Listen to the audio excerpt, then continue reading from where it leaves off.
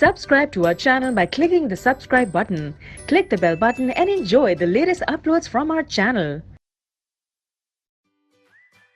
Hello students, now our next question is question number 23.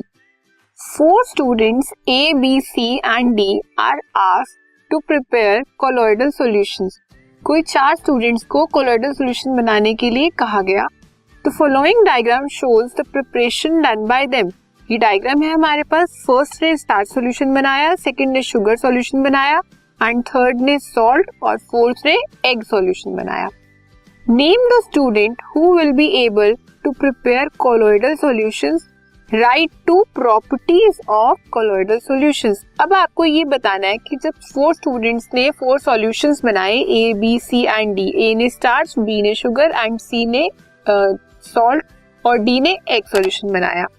अब इन solutions में से आपके कोलोइडल सॉल्यूशंस कौन कौन से हैं, आपको वो स्टूडेंट्स के नेम देने हैं. सबसे पहले तो आपको ये पता होना चाहिए कोलोइडल सॉल्यूशन होता क्या है.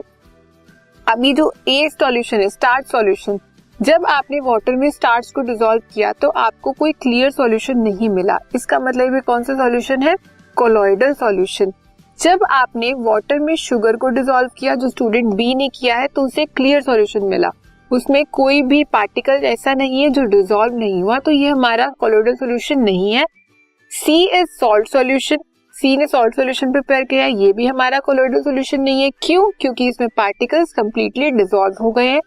Next is egg solution. आपने वाटर में एग को डाला, मिक्स किया, क्या वो पूरा मिक्स होगा? नहीं, बीच में पार्टिकल रह जाएंगे. पार्टिकल रहेंगे तो पार्टिकल का साइज बड़ा है जिसे आप विजिबली देख सकते हो.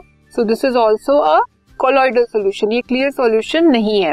सो student A and D will be able to form colloidal solution. A and D ने, मतलब जिसने स्टार्च सॉल्यूशन बनाया और जिसने एग सॉल्यूशन बनाया, उन्होंने क्या बनाया, colloidal solution. Because B and C will completely dissolve whereas A and D will not dissolve completely. ठीक है. Now the properties of colloidal solution. A colloidal, यहाँ पे solution कर लो, solution आएगा. A colloidal solution is a heterogeneous mixture.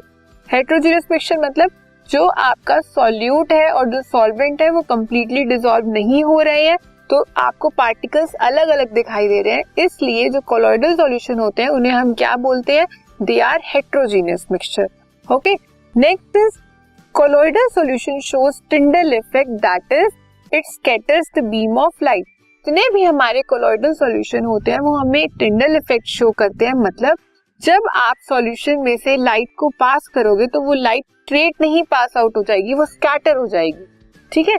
तो ये हमारी colloidal solution की 2 प्रॉपर्टीज है. First, colloidal solution is a heterogeneous mixture. वो हेटेरोजेनस मिक्सचर होता है, क्लियर सॉल्यूशन नहीं बनाता है. Second, it shows Tyndall effect, that is it scatters the beam of light. ठीक है.